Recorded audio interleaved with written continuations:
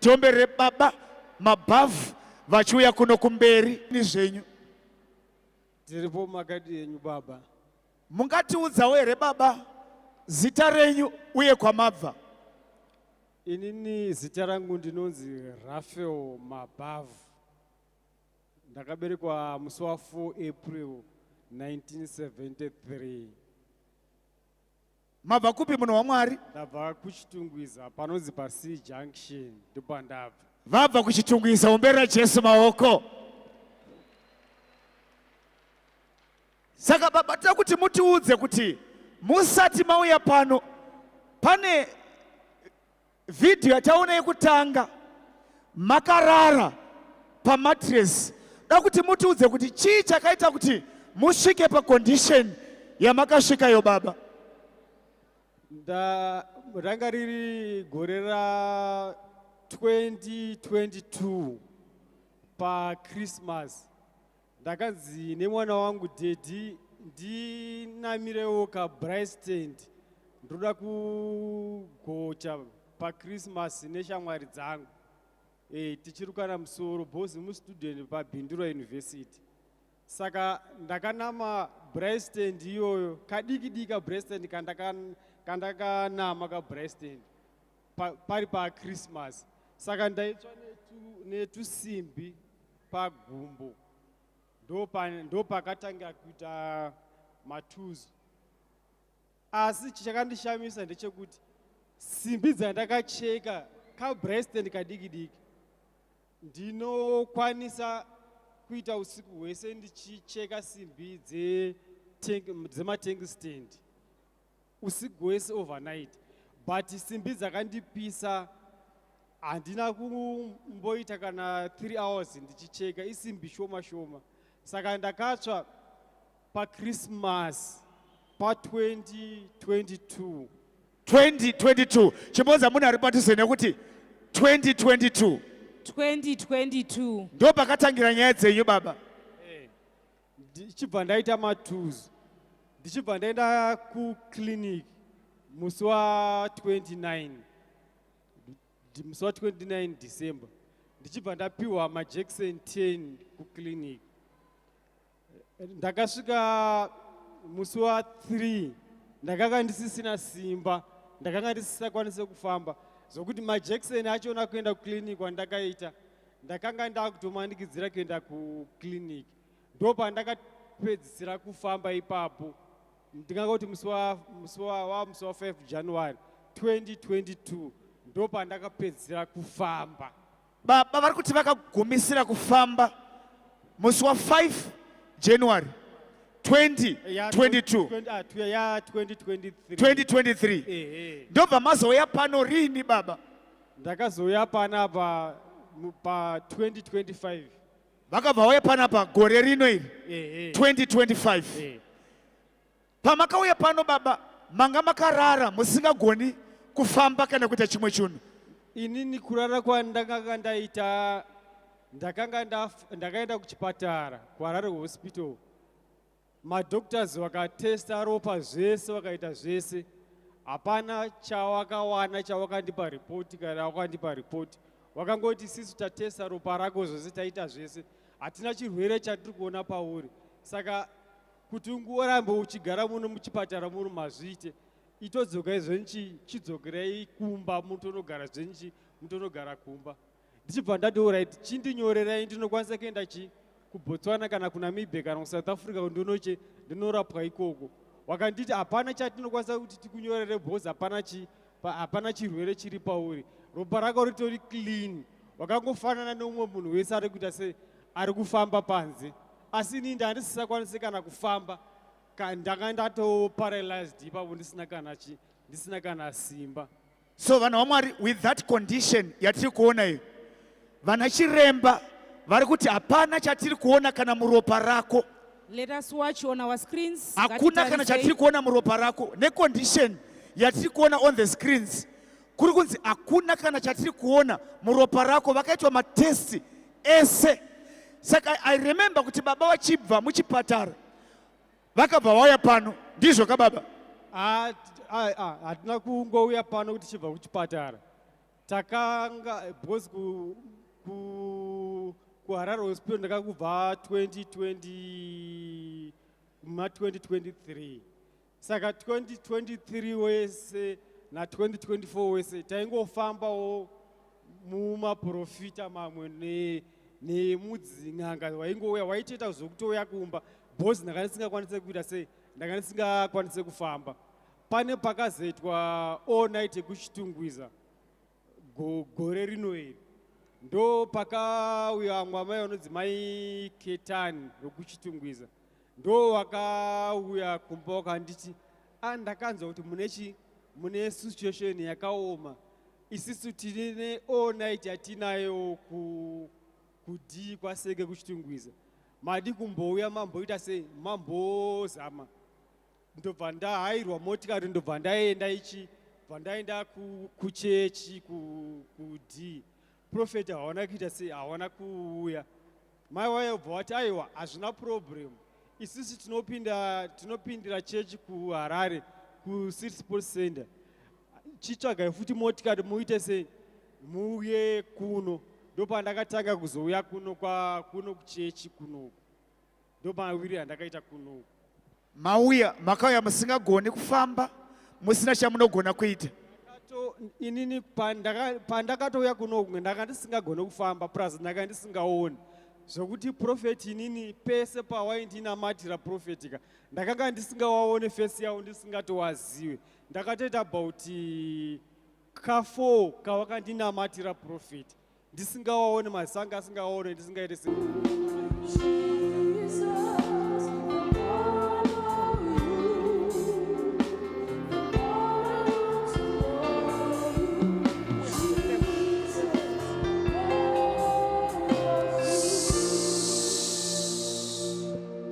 zvakatanga rinizvo zvakatanga muna December 2023. muri kuputika chii chiri kuti zvakatanga sei? Ndakanzi nemwana wangu paChristmas ya 2023 dedi ndiwe dhiro kaBryson ndinoda kugota neshamwari dzangu ndichuka musoro. Saka pandakacheka simbi tumafragment twaibuda pagrinder ndo twakatanga kundirowa musi wa 25 December. Saka ndakazozinzwa ndakugeza musi wa 26 kuti makumbo anga ari kuita sei, makumbo anga ari kupisa. Saka musi wa 27 ndo pandakatanga kuita matuzu. Saka matuzu aya aiti akaputika obva apisa ganda. Ndakazoenda kukiriniki inofunga musi wa 29 December pandakaenda kunonzi kupopulation kuchitungwiza, ndobva ndapiwa majekiseni 10. Saka pandakabayiwa majekiseni 10 aya zvakabva zvatanga zvaoma kumakumbo.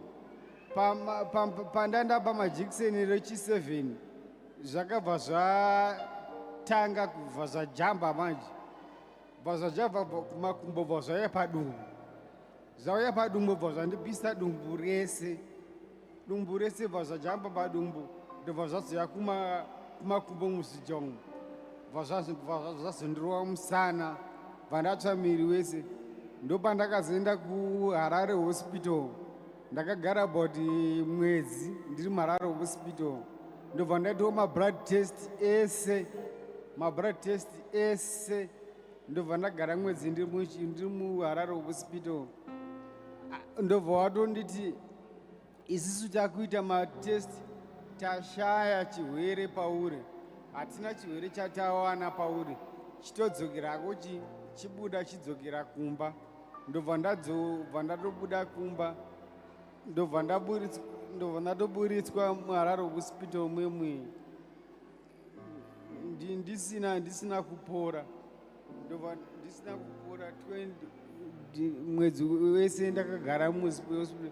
Ndobva ndaenda kumba, ndobva ndangogara kumba, ndobva takungoitawo izvo zvechiprofita uchienda kun'anga uchidi.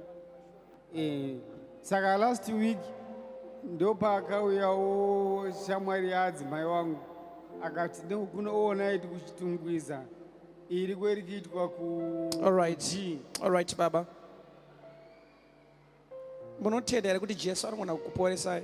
Ndinokutenda kukuru chaizvo kuti ndinopora. Saka hamugoni kufamba, hamuna chamunogona. Handina chandinogona. 2 years ndakarara ndakadai. Ndane 2 years ndakarara ndakadai nemusana ndakadai. Handina chandinogona. Handikwanisi kana kusimuka kana kumira.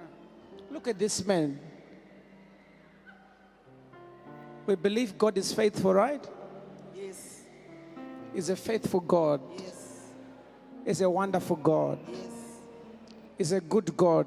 Yes. He's a precious God. Yes. He's a loving God. Yes. He's a loving God. Yes. Thank you, Jesus. Oh, Rabazete. Thank you, Lord. Thank you, Jesus. Thank you, Jesus. Thank you, Father. You are a marvelous God. So Lord, all I need is you. Jesus, all I need is you, Lord. Is you, Lord. All I need is you. All I need is you, Lord. Is you, Lord. All I need is you. All I need is you, Lord. All I need is you, Lord. All I need is you.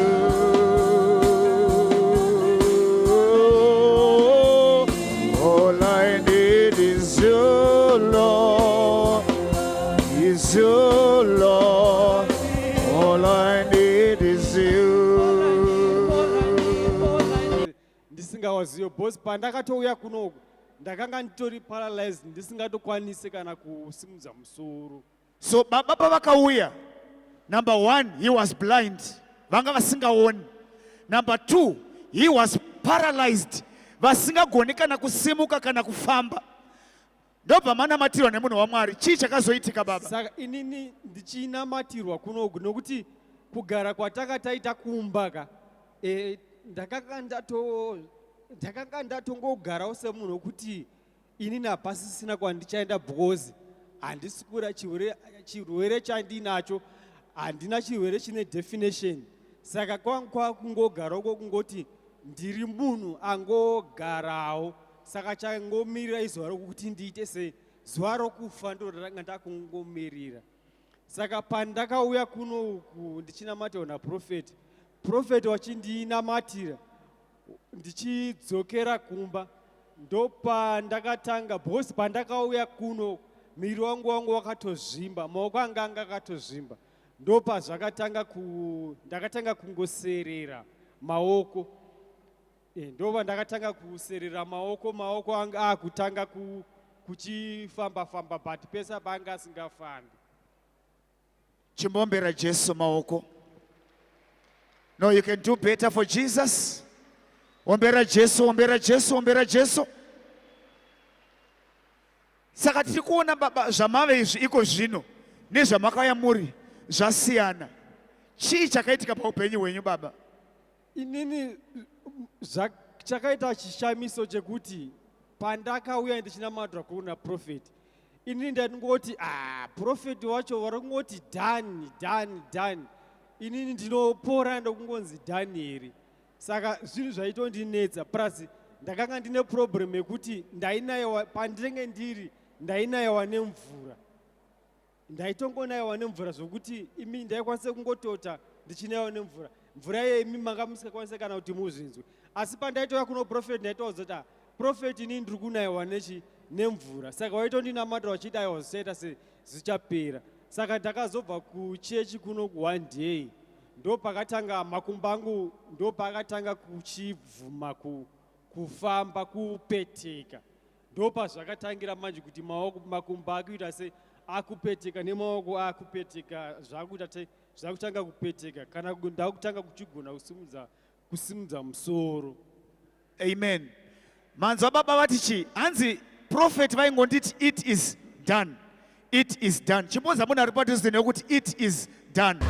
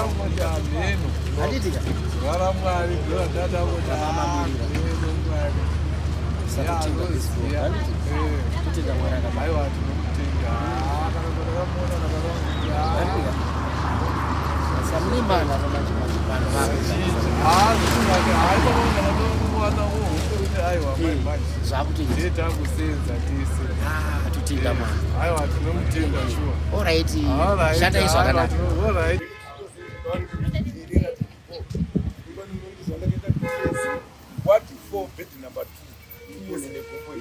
Iyeyu akatozvarwa makumbo ake achitofamba ese. Ndakakura ndichimusiwa ndakakura tezi. Zvinotishambisa kuti chatasinga kutenderi kuona takuchiona chichisvikira zvachiri kusvika. Zviri kundishambisa. Thanks papa. Siyapo titengesere airtime ipapo. Handiti.